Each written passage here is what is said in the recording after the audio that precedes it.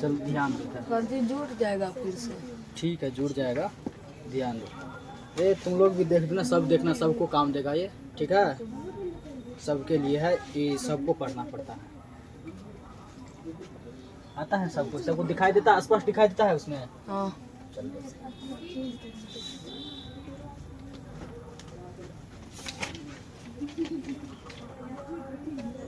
चलो हम लोग अब पढ़ेंगे, क्या पढ़ेंगे? आधुनिक भारत। ठीक है, हम लोग लगभग प्राचीन भारत पढ़ चुके हैं, जी ठीक है, क्योंकि एक चीज़ देखना, इसमें हम जो बता रहे हैं स्कॉलरशिप में, तो इसमें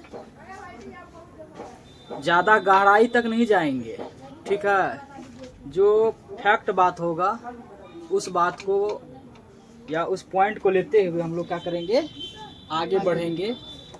और इसमें ध्यान रखेंगे कि ये जो सारा फैक्ट बात है बहुत ही इम्पोर्टेंट बात होता है, जो कि इससे लगभग पॉइंट कुछ ऐसा होता है कि तुमको गवर्नर का नाम या इस भी कुछ भी पूछ सकता है, ठीक है, लेकिन आधुनिक भारत से पूछता है।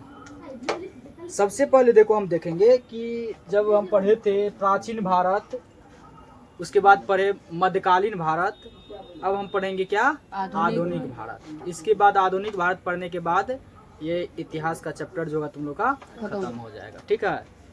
और बात रहा यहाँ पर देखो कि हम आधुनिक भारत में पढ़ते क्या है, पढ़ने से पहले एक बार जान लेते हैं कि सबसे पहले, ठीक ना, हमारे भारत में जो है, ठीक है, भारत में आने वाला व्यक्ति प्रथम व्यक्ति था, ठीक है, पुर्तगाली, प्रथम है ना, भारत पहुंचने वाला पुर्तगाली था। और देखो होता क्या है, यहाँ पे थोड़ा हम डिनोट करें तो यदि हम भारत की नक्शा बना ले, यहाँ पर देख लो, इस बॉक्स को थोड़ा देखना ध्यान से, ठीक है, हम इसमें बनाते, मान लेते पूरा विश्व है ना, गोल है लेकिन मान लेते हैं, ये हुआ उत्तर, ये हुआ दक्षिण, ये हो गया पूर्व, ये हो गया पश्चिम, हम ये हुआ विषुवत रेखा हुआ, ठीक है। और मान लो कि एक तरह से ये क्या है, ग्लोब भी हुआ, वन ग्लोब। इसमें कर्क रेखा होता है और मकर रेखा होता है। हम फिलहाल जानते हैं कि यहाँ पे मेरा क्या है, भारत है, ठीक है। जब यहाँ पे भारत की बात करें, ठीक है, जब भारत की बात करें तो ये भारत आ जाता है, ऐसे हुआ भारत, ठीक। अब देखो ये भारत का पश्चिमी साइड हुआ कि नहीं जी, ये भारत का पूर्वी साइड हुआ। इससे ऊपर वाला हिस्सा में जाओगे तो चीन और रूस और अमेरिका और है, ठीक ना। अब देखो इधर की जो, इधर भारत से इधर जो है पश्चिम साइड, ध्यान दो, भारत का जो पश्चिम साइड है इधर हमको बोलते हैं यूरोपीय देश है। कौन है? यूरोपीय देश, यूरोपीय देश है ना, यूरोपीय देश है, ठीक है। अब यहाँ पे होता क्या है, आखिर ये भारत जो है, लोग भारत आना क्यों चाहेगा, भारत का खोज करना क्यों चाहेगा? तो भारत का खोज इसलिए वो कर रहा था क्योंकि उसको व्यापार करना था, ठीक है। तो जब वहां पर व्यापार करने के लिए आते थे तो यहाँ पे समुद्र है, तो समुद्री मार्ग से वो आते थे भारत। देखो हम बात करते हैं 1498 में, यही भी बात कर लेते हैं, 1498 और एक बात करते हैं 1492, ठीक ना। 1492 में जो है कोलंबस और 1498 में जो है वास्को डी गामा, ठीक है। वास्को डी गामा जो है पुर्तगाली, यहाँ पे वास्को डी गामा 1498 ईस्वी में भारत का मार्ग का खोज किया, ठीक है, मतलब भारत पहुंचने वाला रास्ता। इससे पहले तो वास्को डी गामा आया लेकिन दिशा परिवर्तन के कारण वो नहीं पहुंच पाया, ऐसा कहा जाता है, ठीक ना। तो 1492 ईस्वी में अमेरिका का खोज किया। किसका? अमेरिका का। ठीक है, किसने किया? कोलंबस। कोलंबस ने किया। किसने किया? कोलंबस। कोलंबस ने किया। और 1498 में क्या किया? भारत का कल सुबह में तुम आओगे ना? कल सुबह में आ जाना। क्या बता रहे थे? हाँ, 1498 ईस्वी में, है ना, देखो भारत आने के लिए समुद्री मार्ग का खोज किया। किसने? पहले वास्को डिगामा ने। ठीक है, मतलब वास्को डिगामा आता है, भारत पहुंचने का मार्ग प्रथम व्यक्ति था, है ना, प्रथम व्यक्ति कहा जाए उसको। इन्होंने क्या किया? तो भारत का खोज किया। ठीक, यहाँ तक तो कोई दिक्कत की बात नहीं है। नहीं। अब होता क्या है कि पुर्तगाली क्या किया?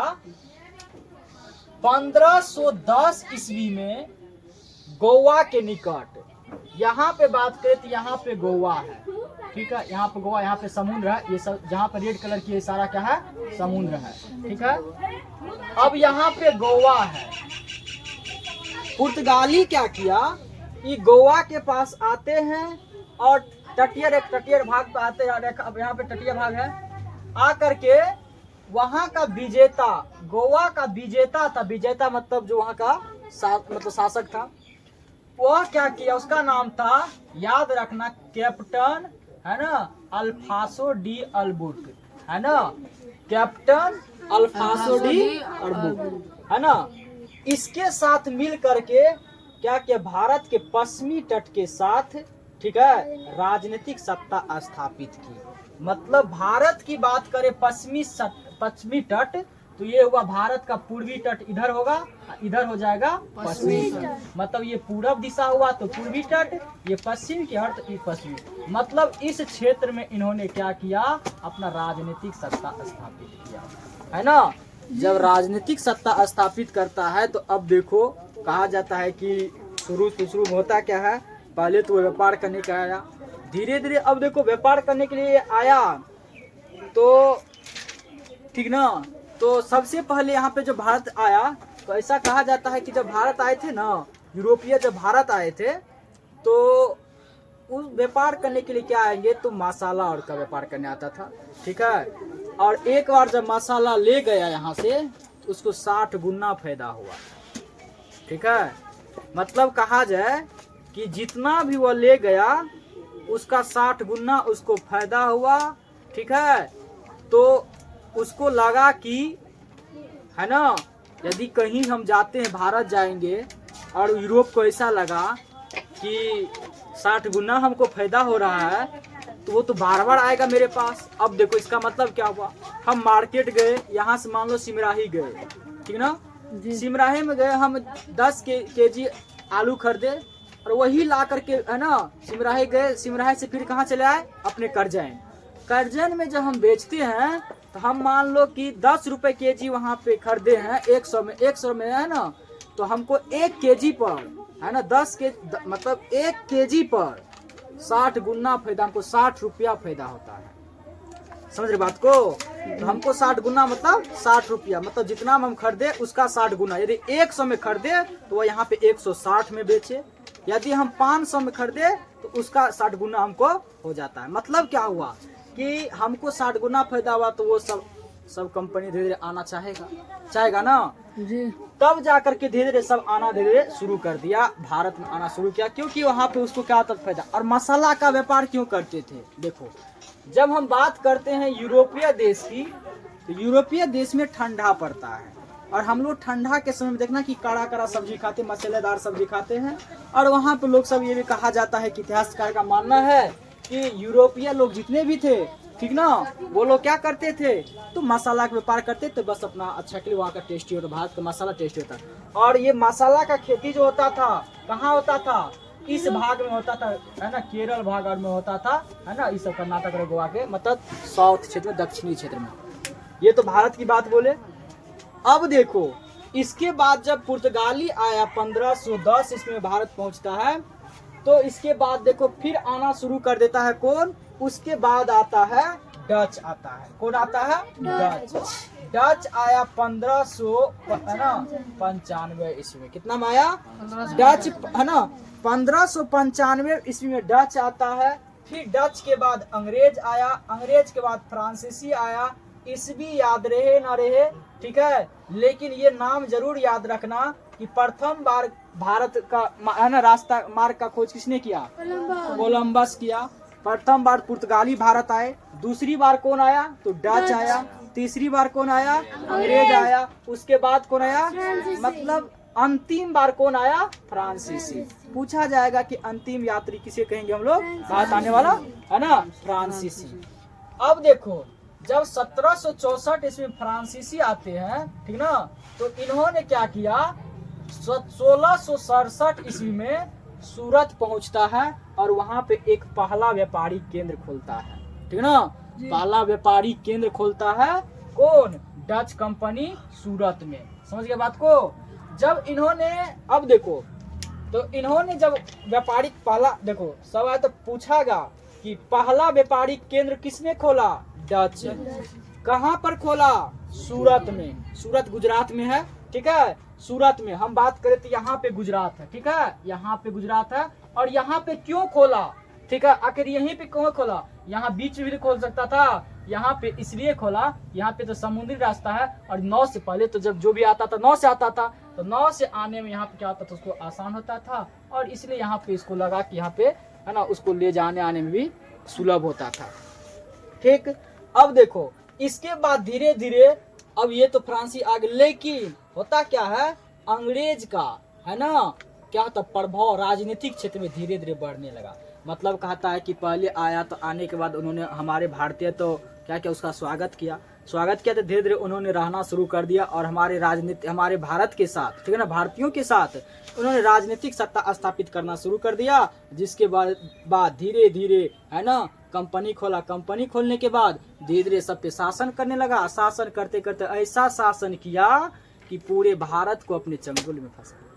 ठीक है, अब बात देखो यहाँ पर जब हम बात करते हैं इसके बाद प्रभाव किसका पड़ रहा है? अंग्रेज का। ठीक है, अब देखो अंग्रेज मतलब इंग्लैंड है ना, इंग्लैंड के थे अंग्रेज, गोरा गोरा उसको बोला जाता था, अंग्रेज को गोरा भी बोला जाता है। ठीक है, अब जब ये आते हैं तो इसके बाद आता है तो देखो इसके बाद होता क्या है, कंपनी की जब स्थापना होता है तो ईस्ट इंडिया कंपनी, किस कंपनी का स्थापना होता है? East India company. अब जब ईस्ट इंडिया कंपनी का स्थापना होता है कितना ईस्वी में पूछेगा तो 1600 ईस्वी में है ना, और किसके द्वारा है ना, ये कौन किया? एलिजाबेथ किया है ना। और इसी के द्वारा क्या होता है, ठीक ना, इसी के द्वारा क्या होता है कि एक प्रपत्र है ना जारी कर दिया जाता है। ठीक है, अब मतलब क्या होता है कि ये स्थापना हो जाता है एलिजाबेथ का। तो पूछा जाएगा ईस्ट इंडिया कंपनी का स्थापना किस कौन किया था? एलिजाबेथ। अब देखो शुरू में क्या होता है,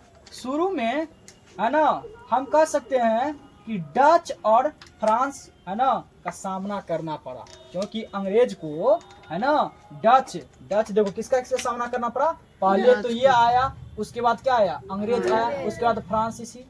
अब बात करते हैं यहाँ पर, देखो ध्यान दो, पहला आया यहाँ ध्यान दो, पहला आया डच, तब आया अंग्रेज है ना, आया ना अंग्रेज, इसके बाद क्या आया? फ्रांसीसी आया। मतलब पहले तो ये अपना प्रभाव जमा लिया होगा जी। जब प्रभाव जमा लिया तो इसके बाद आया अंग्रेज जो आया, तो अब इसके प्रभाव को खत्म करेगा डच और इसका प्रभाव जो पड़ा था, तो दोनों को खत्म करेगा तबे तो आगे बढ़ेगा, ये आगे बढ़ेगा अंग्रेज।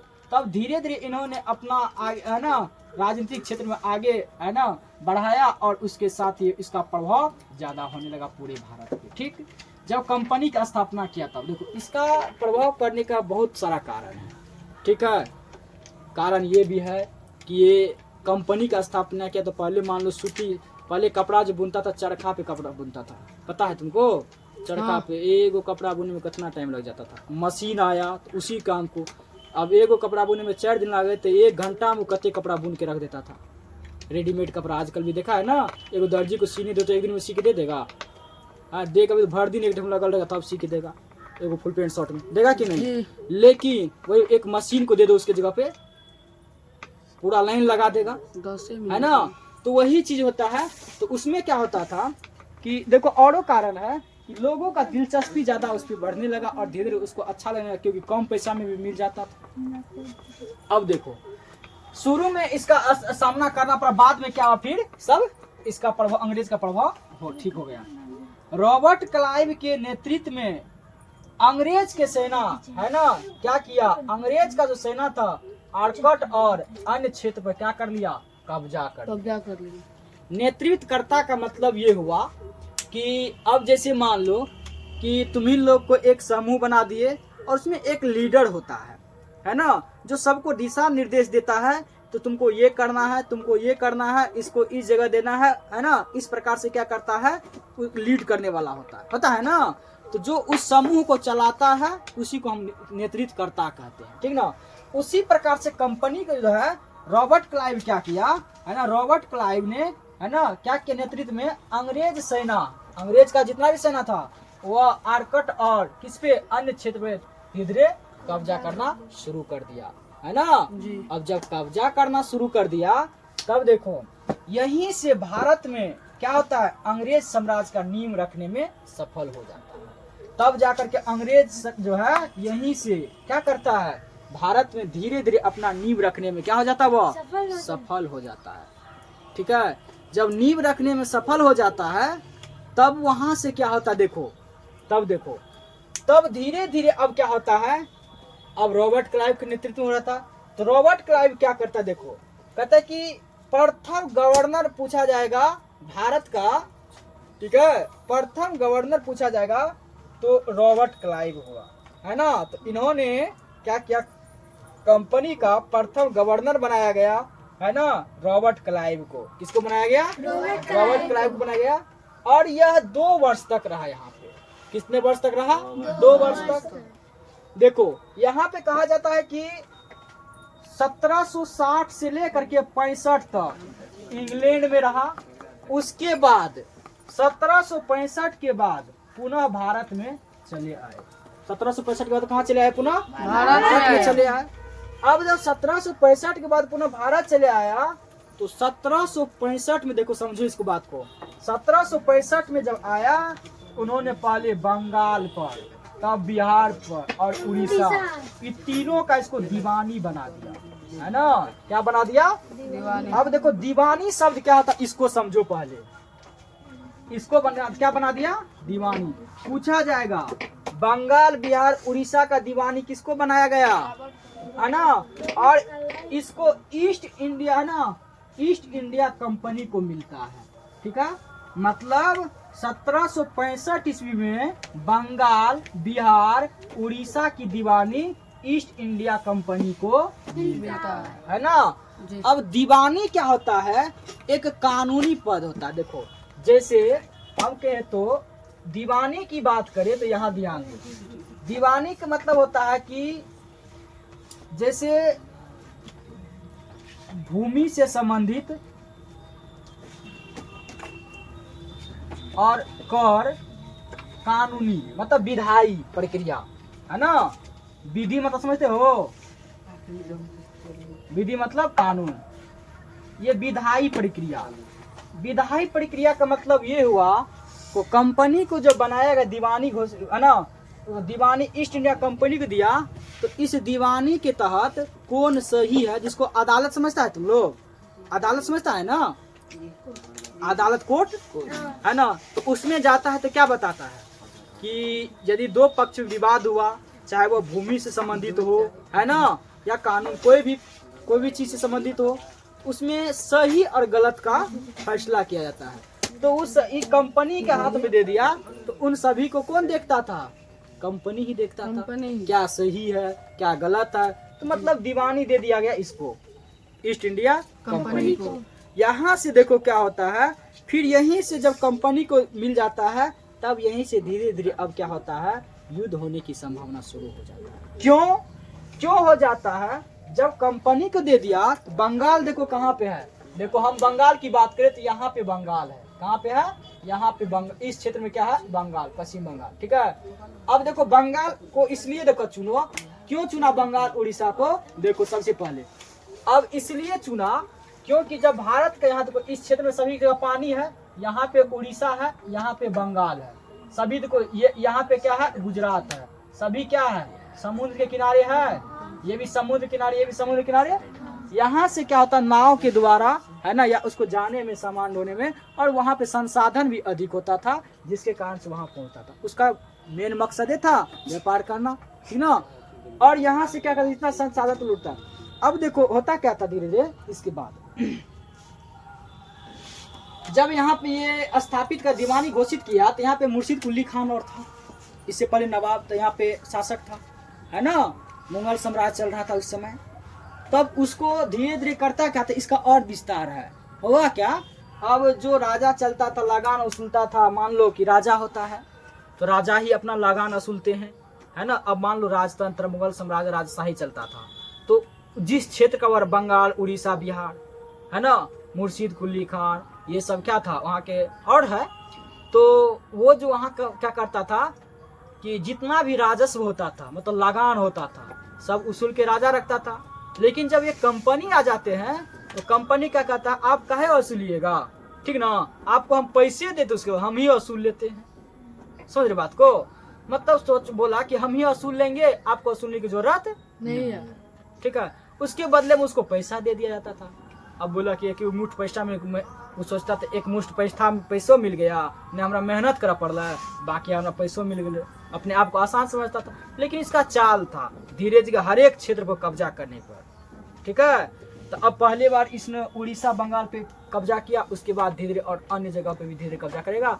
आते आते आएगा 1757 की क्रांति आएगा, वहां से तो पूरा मोड़े चेंज हो जाता है ना, पूरा भारत पे कब्जा कर लेगा, और करने के बाद आराम से शासन चलते रहेगा।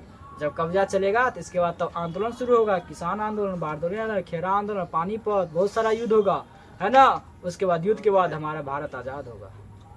समझ बात को, अभी आजादी होने में बहुत टाइम है, ठीक है।